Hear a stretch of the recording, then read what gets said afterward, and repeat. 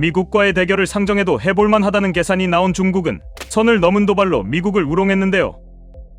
중국의 양적 팽창에 두려움을 느낀 미국은 더 이상 중국에게 끌려다닐 수 없다는 판단 끝에 신의 한 수를 두게 됩니다. 그리고 그 방법의 일환으로 한국과 손을 잡았다고 하는데요. 미국이 한국에게 손을 내민 이유가 무엇이며 중국이 왜 한국을 견제하는지에 대해 지금부터 자세하게 설명해드리겠습니다.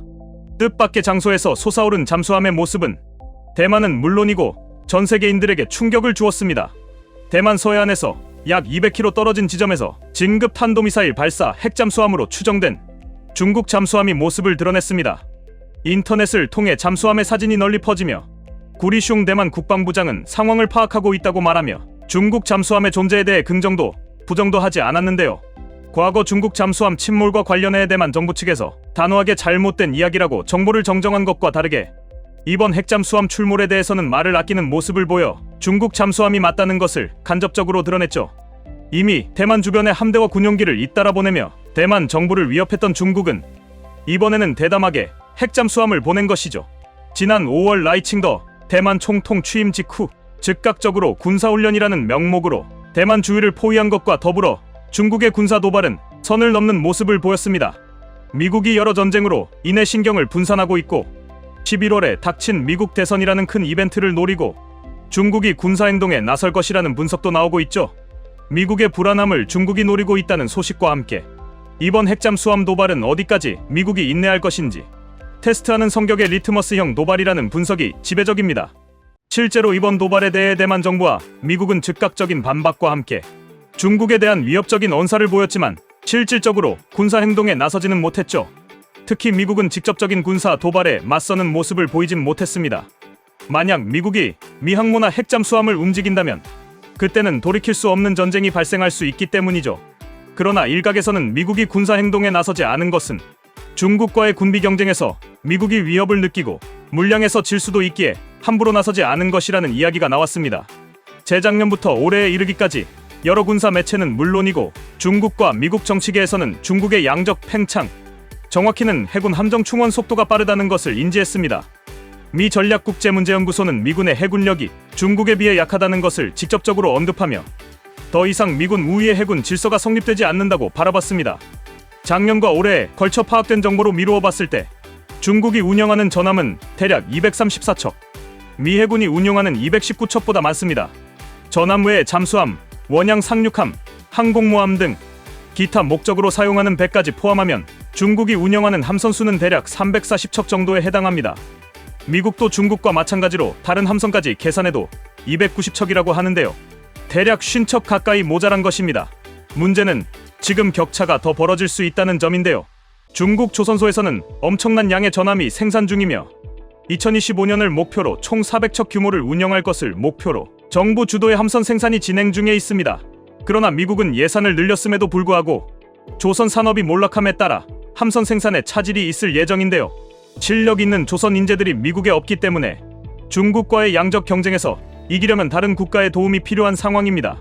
질적인 측면에서 중국 함선이 부족하다는 것을 지적하는 이도 있지만 최근 푸젠함의 스펙을 분석하던 군 전문가가 질적 차원에서 중국도 많이 업그레이드 되었다는 사실을 지적했는데요. 항공모함에 탑재된 항공기를 빠르게 사출하려면 항공기를 밀어주는 사출기가 필요합니다.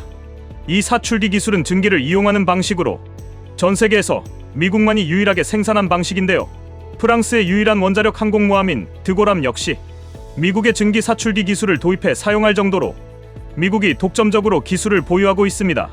중국이 자체적으로 만들었다고 주장하는 항공모함에는 증기 사출 방식이 없기 때문에 기술 측면에서 미국에 많이 밀린다는 분석이 지배적이었죠.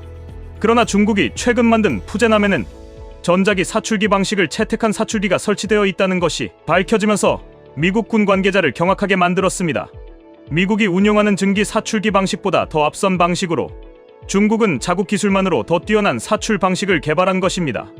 미국도 전자기 사출기 방식을 개발해 현재 존재하는 항공모함에 전자기 방식을 이식 중에 있는데요. 이런 차원에서 바라보면 기술 우위라는 것도 대단하지 않은 것일 수 있습니다.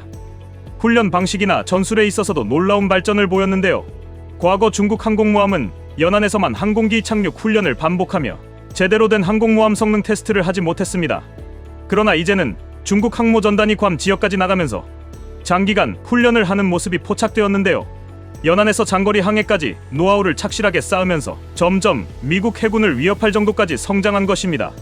중국 역시 이를 잘 알고 있기 때문에 미국과의 정면 대결이 가능하다고 판단한 것인데요. 미국의 심기를 계속 건드리면서 중국이 대만 통일의 뜻을 굽히지 않는 것은 설사 미국과 전쟁을 펼친다고 해도 대만을 복속하는 것은 어렵지 않다고 보기 때문이죠. 중국이 미국의 현 상황을 잘 알고 있는 것과 마찬가지로 미국은 자국의 현실을 더 정확하게 파악하고 있습니다. 미국 연방회계감사원은 보고서를 통해 미 해군이 함정 운용에 어려움을 겪고 있다고 바라봤습니다. 선박 품질이 저하되고 있다는 것도 지적하는 등 숫자만 늘린다고 해결되는 것이 아니라 기존 함정 보수 및 개량도 생각해야 한다는 것을 지적했습니다. 현재 보유하고 있는 함정 가운데 2010년 이전에 건조한 함정이 대략 70%에 가깝다는 분석과 더불어 중국은 반면 2010년 이후에 건조된 함정 숫자가 더 많다는 것을 보고서는 언급했죠. USS 제럴드 항공모함에서 무기를 운송하는 엘리베이터 가운데 11개가 고장난 사실도 보고서에 언급되었습니다. 제대로 작동되는 것이 하나도 없다고 해도 과언이 아닌 숫자죠. 심지어 이 문제를 인지하고 있음에도 불구하고 결함을 고칠 인력이 없어 4년 내내 문제를 방치했다는 사실이 보고서를 통해 공개되면서 세계를 호령하는 미국 해군의 실상이 형편없다는 것을 드러냈습니다. 전력을 감축하고 조선업을 등한시한 결과라 할 수 있죠. 부랴부랴 함정 산업을 재건하기 위해 막대한 예산을 투자하고 과거 노하우를 지닌 인물들을 대거 조선소로 불러들여 과거의 명맥을 잇기 위해 미국은 노력을 했는데요. 문제는 지금부터 제대로 조선 사업을 부흥시키려 해도 미국에게 시간이 부족하다는 점이었습니다. 장비도 노후화되어 이를 교체하는 것도 시간이 필요한 만큼 당장 중국과의 대결이 예상된 지금 시점에서 미국은 동맹국의 도움이 절실하다는 결론을 내리게 됩니다. 처음 미국이 살펴본 동맹국은 일본이었습니다. 그러나 일본 조선업이 생각보다 퀄리티나 생산량에 있어 뛰어나지 못하다는 것을 파악한 미국은 중국과 비등하면서 동시에 퀄리티도 뛰어난 한국을 주목하게 됩니다. 미국 국가안전보장회 소속 잭 쿠퍼 연구원은 문제를 해결할 방법은 한국에게 선박 제작을 의뢰하는 것이라고 직접적으로 한국을 지목하기도 했습니다. 카를로스 델 토로 미국 해군 장관 역시 한국의 존재를 인지했죠. 자국 함선을 늘리기 위해 예산을 확보해야 하는 상황에서도 그는 동맹국인 한국에게 손을 벌리기 위해 한국을 찾았습니다. 그리고 거기서 그는 충격적인 장면을 보게 되었죠. 미국에서는 상상도 할 수 없는 일이 한국에서 벌어진 것입니다. 한국의 선박 건조 공정의 디지털화와 실시간 모니터링 시스템에 경악한 것이죠. 어안이 벙벙했다는 표현을 쓸 정도로 델토로 장관의 충격은 이루 말할 수 없었다고 합니다. 언제 선박이 인도될지 정확한 날짜를 말하는 한국조선업체 담당자의 말을 그는 믿을 수 없었다고 하는데요. 보통 선박 건조 일시는 변수에 의해 길어지기 마련이고 이를 정확하게 예측하는 것은 쉽지 않은 일입니다. 그러나 디지털 공정이 고도화된 한국에서는 오차 없이 완성 시점을 말할 수 있는 것이죠. 오히려 미국 시스템이 원시적이라고 할 정도로 과거 조선 시스템을 그대로 답습했던 것에 비해 한국 조선 시스템은 눈부실 정도로 발전했던 것이죠. 국내 조선소들이 추진하고 있는 스마트 조선소 전략을 델토로 장관이 직접 목격한 것인데요. 사실 이 시스템은 완성된 것이 아닙니다. 오히려 초기 단계에 지나지 않은 것이 사실인데요. 최종적으로 3D 모델로 구축한 디지털 플랫폼 상에서 직원들이 모든 데이터를 실시간으로 확인하는 것이 목표인데요. 제대로 공정이 마무리된다면 완전 자동화가 가능하기에 사람의 손이 닿지 않아도 첨단 함정을 순식간에 건조할 수 있습니다. 중국도 이 시스템을 도입하기 위해 혈안이 되어 있으나 기술 수준이 부족하기 때문에 이를 도입하는데 한계가 있죠. 이 모습에 감명 깊었던 델토로 장관은 미국에 돌아가서 해양 국정 운영 구상을 발표했는데요.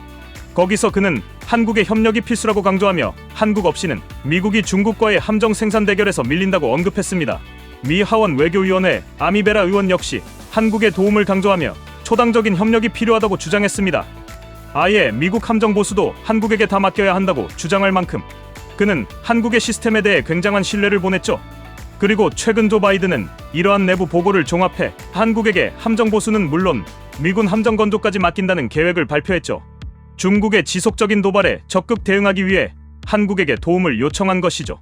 최근 한국의 조선업계 회사들이 비밀리에 미국 정부 관계자를 만났다고 하는데요. 조만간 협력 발표가 나올 것은 기정사실입니다. 이 소식이 외부에 퍼지면서 중국은 당황했다고 합니다. 미국과의 전면전에서 한국을 신경 쓰지 않고 있었던 것인데요. 함선 제작 역량에 있어 중국보다 더 뛰어난 제작 역량을 갖춘 대한민국은 중국 생산 속도를 따라잡을 수 있는 유일한 국가인데요. 미국이 자국 조선소 건조 원칙을 버리며 한국 손을 잡게 되자 중국은 승리를 장담할 수 없게 되었습니다. 게다가 겉으로 알려진 것과 달리 중국 항모의 문제가 이곳저곳에서 발생하면서 해볼만 하다고 생각했던 것과 달리 전쟁 발발 시에 미국에게 일방적으로 밀릴 수 있다는 인식이 퍼졌다고 합니다. 이를 알 수 있는 것이 바로 푸제남인데요. 푸제남은 전자기식 방식을 채택한 항공모함입니다. 이 방법은 무거운 항공기를 쏘아 올리기 좋다는 점에서 현대화된 방식이라 할 수 있는데요. 문제는 전력을 잡아먹는 수준이 어마어마하다는 것입니다. 미국은 전자기 항모를 운영할 당시 신형 원자로를 도입해 부족한 전력량을 보충할 것을 염두에 두었는데요. 중국은 이런 생각을 하지 않았던 것입니다. 중국 관영 매체 CCTV는 푸제남의 동력은 164메가와트 수준이라는 것을 공개하며 이 전기로 모든 체계를 운용한다고 밝혔죠. 그러나 푸제남보다 더 작은 4만 5천 톤 급입니다. 아메리카함이 필요한 전력량이 178메가와트인 것을 고려할 때 공개된 수준의 전력량으로는 제대로 된 기능을 할 수 없습니다. 요구 전력량을 보충하기 위해 별도의 전력 보급 전함이 반드시 필요할 정도로 턱도 없을 전력량을 생산하고 있는 것이죠. 원자력함이라 알려진 네 번째 항공모함 역시 설계의 한계로 인해 운용 전력량을 확보하지 못할 것이라는 게 군 관계자들의 예측이죠. 겉으로 드러났을 때 양적으로 미국과 비견될 것으로 보였으나 실상은 허약한 병력이라는 것이 공개되면서 중국은 최악의 자충수를 둔 셈이죠. 과연 중국은 한국과 미국의 동맹 앞에서 무사히 대만 침공 작전을 수행할 수 있을까요?